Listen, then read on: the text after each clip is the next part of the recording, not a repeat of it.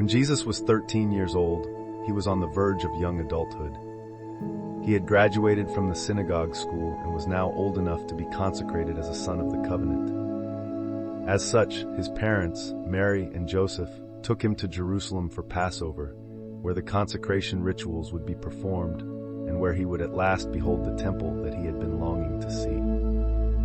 Jesus had an extraordinary day on the Friday before the Passover, during which he experienced an upwelling of spiritual illumination. And during that night, a celestial messenger appeared to him, saying that it was now time for him to begin to be about his Father's business.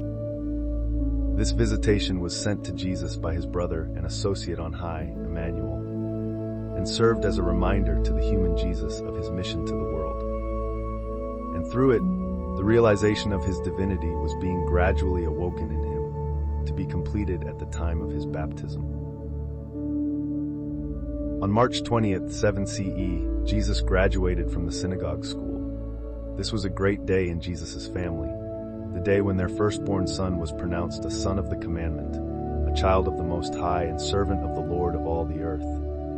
He was now qualified to go with his parents to Jerusalem and celebrate with them his first Passover. The little family left Nazareth on Monday morning, April 4th, 7 CE, and on Thursday they paused for a time on the Mount of Olives, and Jesus saw for the first time in his memory the holy city.